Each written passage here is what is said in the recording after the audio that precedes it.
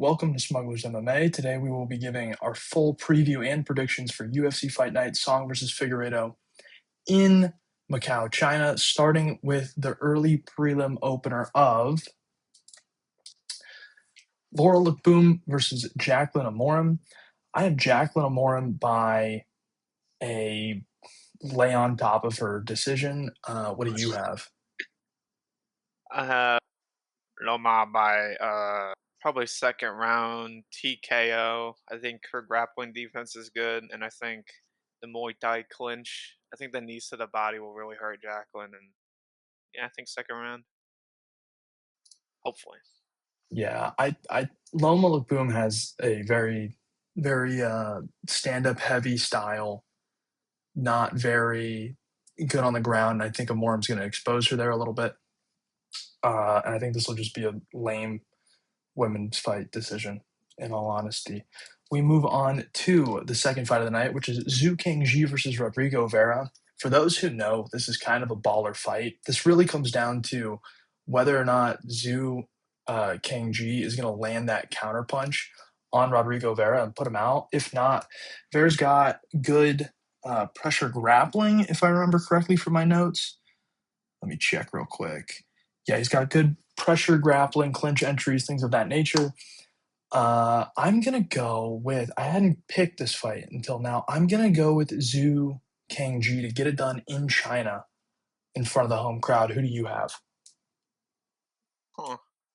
I think I have probably boring decision. Who, Vera or That's all. Kangji?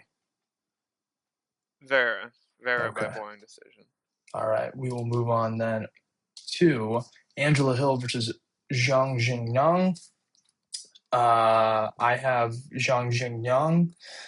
Angela Hill's 41 years of age, and she's 18 and 16. Yeah, I mean nothing really to say there. I Yeah, basically do playing an probably away game in China. yeah. So It's Angela Hill needs to retire. Pretty I, much. yeah, I not much more to say about this fight. Moving on. Ray Syria versus Louis Garuli. This is an interesting fight. Louis Garuli fought 2 weeks ago on the Costa Allen fight night. He is a last minute replacement for Jesus Aguilar. I'm gonna take Ray Syria. I think, yeah, I'm gonna take him by sub Yeah. or by yeah, he's got a very similar skill set to Tatsuro Taira. Ball knowers will know that the Joshua Van fight between the Ray Tsuruya's fight with Joshua Van gave a pretty good appetizer to Tatsuro Taira versus Joshua Van. So I think Ray Tsuruya is going to win this by submission. The only question is whether or not he's going to wear shorts that high on fight night. What are your thoughts? Yeah, but I have the same thing. I think the pressure will be too much. Younger. I mean, like you said, he has a very similar style to Tatsuro Taira. I just see this being a probably either boring decision or a sub. Oh man. Yeah, we move on. Cody Haddon versus that dude. I got Cody I Haddon by slime out. Yeah, yeah, same. Yeah. Nothing really to say here. yeah, yeah. There's not much to go over. Cody Haddon is a legit prospect out of Australia. I think he's going to make it big one day, but he'll get through this guy in China, little away fight, and then probably looking for a maybe not a top 15 matchup, but on the cusp. So interesting fight there. Honestly, some pretty interesting prelims. Like this is a bit of a hardcore card, Slime not out. gonna lie, yeah. Ding Ming versus Jose Enrique or Jose Sousa. I took Ding Ming, and I think and I'm Right. gonna stick with it. I think his experience gets this done. I know you have a different opinion, or did you have the same opinion as me when we discussed this fight previously? I think I took maybe Jose. I think the reach could be a problem. Right. Younger. You could say Ding Ming or Ding Meng, actually his name is, but Ding Ming will yeah, I really have nothing on Ding Ming, Yeah. bro. I mean, this is a I'll tell you what, it's difficult to pick against a guy in China who's Chinese, whose name Right. is Ding Ming. So we're going Ding You're Ming. right. You're right. Isak Lee versus Luis Felipe Diaz. This is another banger fight. Actually, I'm going to bring out the model on Yeah. this one because I actually think it's quite interesting. Felipe Diaz has a was it 30 excuse me, a 63% chance to win to Isak Lee's 37, which I find very interesting because I think this is a somewhat close fight, you know? Isak Lee, he's got those power punches. He is he goes for the finishing shot. He's a bit of a madman in that sense. He'll be swinging them. But Luis Felipe, he's got the wrestling prowess, the grappling prowess. Who do you have? This is a tough fight for me. I have Lee. I think. I mean, watching Diaz's fight, his last fight, he was getting tagged up before he eventually got the sub. Like Mhm. he leaves his hands down too much. Like I mean, he obviously, I think he did sting his opponent, but I will say, I think I have Lee by maybe a TKO or maybe a TKO into like a sub, like a knockdown into a sub. I did just check, and both of these guys are on two-fight win streaks by submission. So this will be a Yeah, very interesting fight to watch. I'm tempted to take Isak Lee as an underdog by knockout. yeah, That Yeah, I'm gonna take Isak Lee. So you have Luis Felipe Diaz, I have Isak Lee. All right, we move on. This is actually the main card opener. Alex Perez versus yeah. Sumer Daiji. I have Sumu Daiji by decision.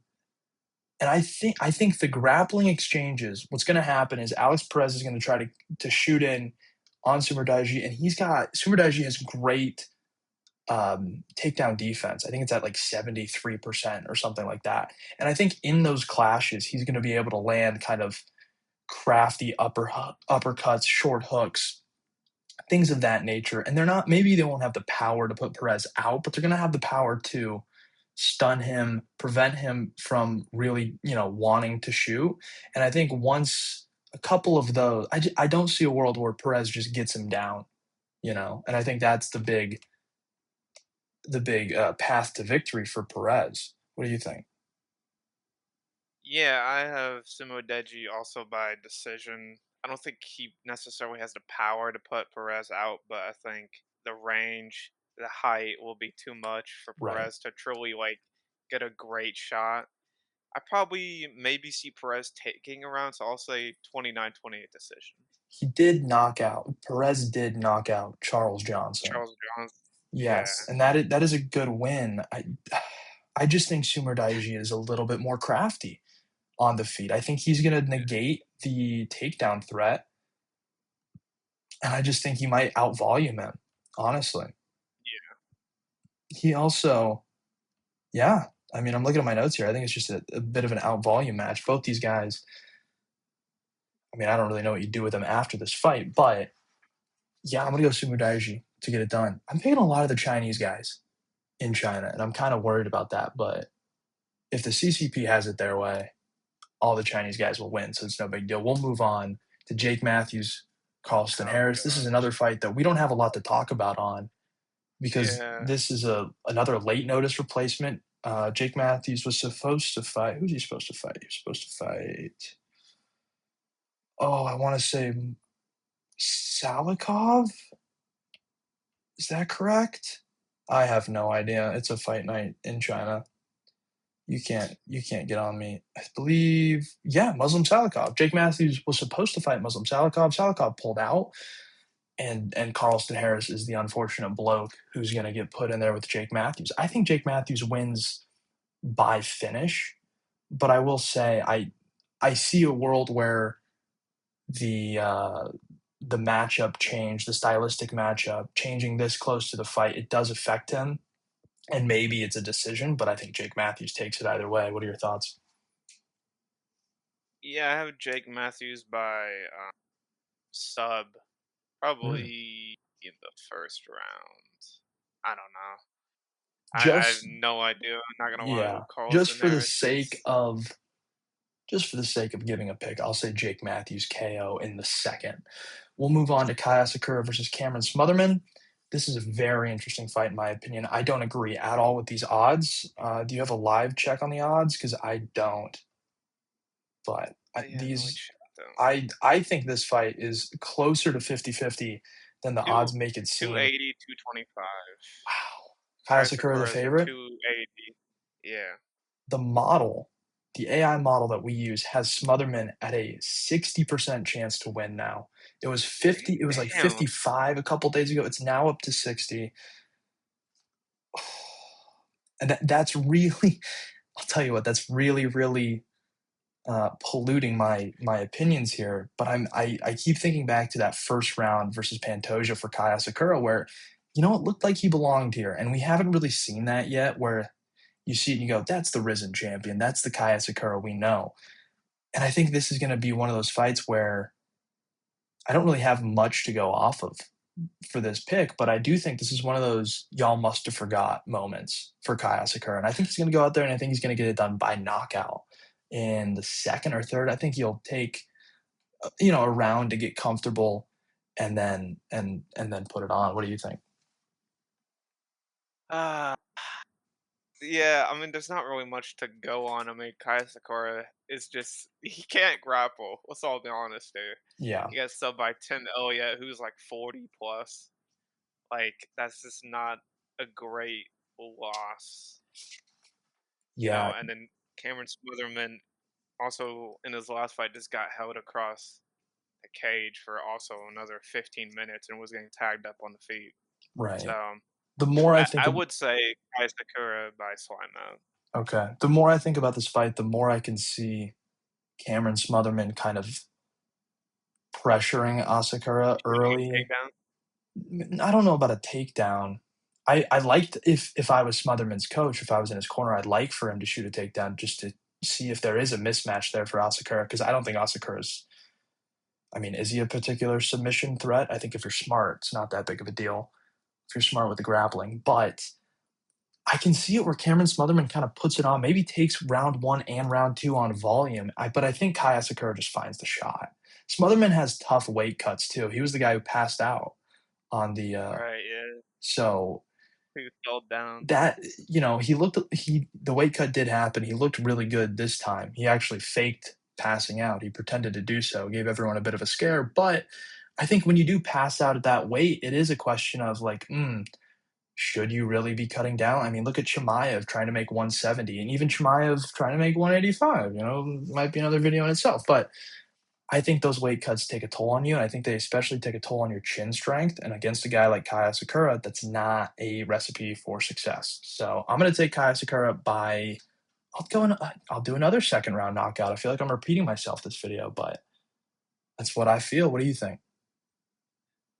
Yeah, I have the same. I just think Smotherman is not that good. I mean, Kai Sakura, former Ryzen champ, beat Horiguchi. Did get slimed out in the second fight, but That was early in his career, though, as well. Both of their careers, I believe, right? I think Horiguchi was on like a 12 fight winning streak. Mm. Dude, something about Remember that? these Asian fighters that I love is how young they are with the amount of fights, and we could talk more about that come Song Yadong, but Kai Sakura is only 32, and he's got 27 MMA fights, professional MMA fights. That's pretty insane. So I think that experience also plays a factor. You don't rate Cameron Smotherman at all. And no, he's lost. I think like three of his last four, and I mean, I think whoever loses this is probably out of the UFC. Mm. Smotherman more than Kai Sakura. So Smotherman has lost the last 2 out of 5. He lost to Ricky Simone Oh, and Cerise City. City? I don't even know. Beat Jake Hadley, beat Alberto Mondalo, and beat Ryan Coos. Kai Sakura obviously lost to Pantoja and Tim Elliott, and those are his 2 UFC fights, both by sub. I got that wrong. Smotherman beat Alberto Mondalo by sub, so there is a threat. I don't know the context around that submission, but I do still see Asakura winning by knockout. I think he wants this fight, and I think he needs this fight, and I think that's gonna be the factor along with his championship. experience. So we'll move on from there to our co-main event, or not our co-main, excuse me, our featured fight of the night, which is Sergey Pavlovich versus Taliesin Teixeira. I don't care how big Taliesin Teixeira is. Sergey Pavlovich is going to slime him out round one, maybe round two. Mm, okay.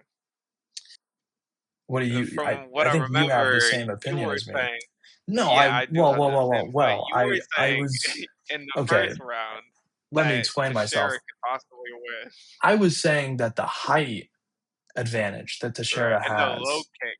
with the kick, That's yes, what you with the kicking, the leg reach, and his kickboxing style, heavy Muay Thai style. You see him training with Alex Pereira. I thought maybe Teixeira could have some success at range in the first round and maybe, challenge Pavlovich a little bit. But I still right. think when Pavlovich lands, he's gonna fucking hurt him. And it'll No probably be a doubt. TKO. Yeah. I don't know if Pavlovich really has like that knock you out cold power, but he's got the oh fuck, I just got hit. Oh fuck, he hit me again. Oh, now I'm fucking looking at the cam, I'm face up looking at the lights and he's on top of me. Oh, the fight's off type of power. So I think TKO Sergey Pavlovich, late first, second round. What do you think?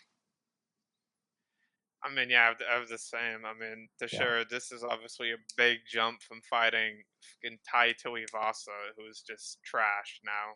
Mhm. One fight away from fighting John Jones, but I uh, do I'll say this. I do wonder about Teixeira's ability to use his size and push Pavlovich up against the cage.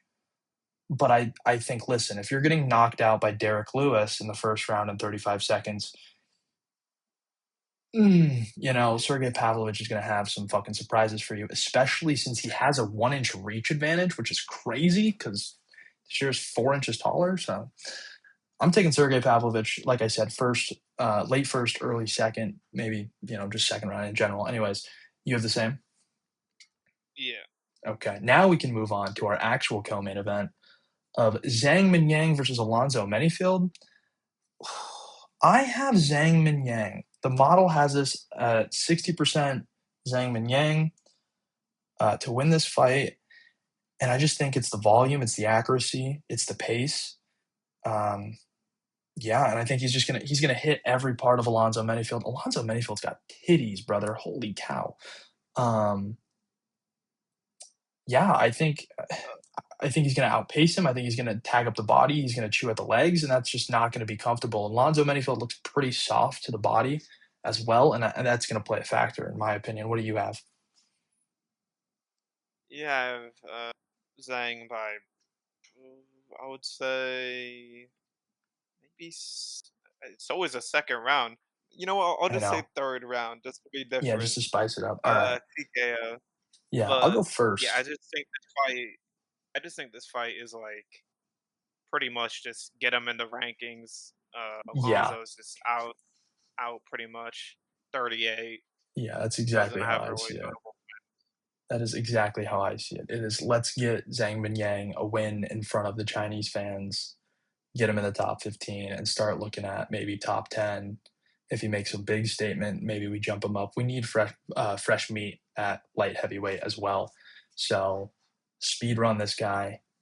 Is a good fight. I think he's going to win. So Zhang Minyang, knockout. I have it in the first. You have it in the third. And that leaves us with the main event of Song Yadong versus Davis and Figueredo. I actually don't. This card in general, there's not much to break down or say about every fight because they're all kind of obvious, except for like one or two prelims. But I think this is an obvious Song Yadong decision.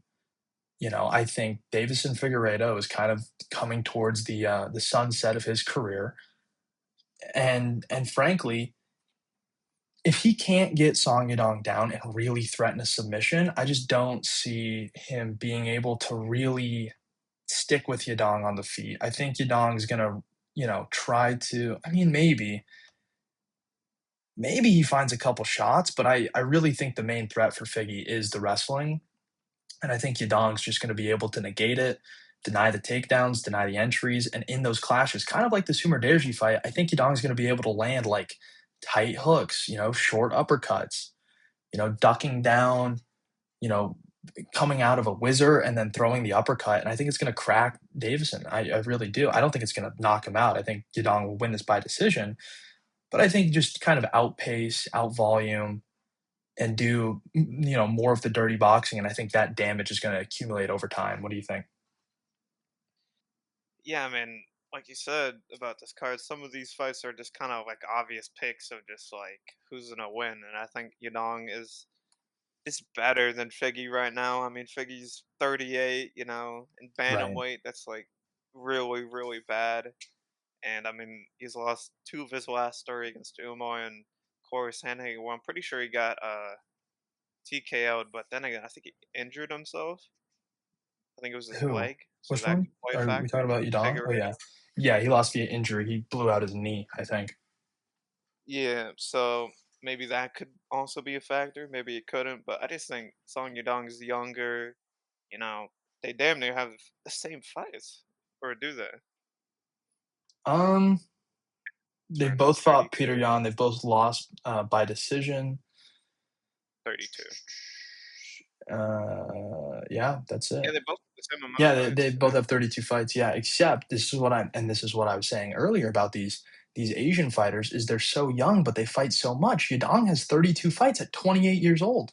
He's got, not the same amount of experience as Figueiredo, especially in those 5-round championship type matchups, but I mean, you go down Yadong's resume, it's Sean O'Malley, who he just fought, Henry Cejudo the fight before that, Peter Yan 2 fights before that. So it's like he's fought championship caliber fighters before. And even Cejudo is a guy who came up from 125, same as Figgy, and he had a lot of success against Cejudo denying the takedown, if I remember correctly. So, I mean, yeah, Cejudo's probably more washed than Figgy. That's an important distinction to make, but I don't think, I think it's a moot point. I really do think that Song Yadong is just going to win this by decision, and there's really not much else to it. What do you have, or what do you think? I had Song Yadong by late four. I'll probably say, yeah, I'll probably say fourth round TKO, Mhm. and I then this will be like send off yeah, I for think Figgy. Figgy. I think this could be Figgy's last fight. I don't think it Yeah, will be. I think he'll, these championship guys, especially the champions, they don't want to go off on a loss. And I think Yadong will probably just kind of, I don't think it'll be like a spectacular fight in any way. Maybe it will be, and maybe it'll be a banger, but I think a majority of it's just going to be Yadong, you know, out voluming him. I think Figgy will have his moments. I think he'll probably land a couple shots that really do crack Song, but I don't think it'll be anything comparable or anything that could, maybe even steal a round. I think it'll probably be like a 49-46. But I do see your point. I do think that there is a path where Yadong maybe sits him down, maybe in Figgy's old age.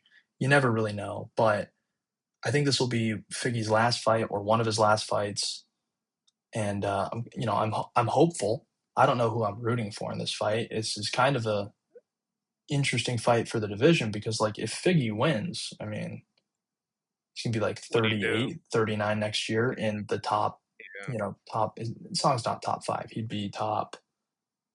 no, he's top five. Oh, he is? So he'd be, He's almost number 40 in the top 5. It's like you kinda almost have to put him in a title eliminator immediately. And the same, but excuse me, not same, in the opposite direction for Song Yadong, it's like, okay, he wins this fight. What, you beat a 38-year-old former champ, Davison Figueiredo, who lost to Umar, like, or who lost to Umar. Like maybe you yeah. do. I don't even know who's there in the division.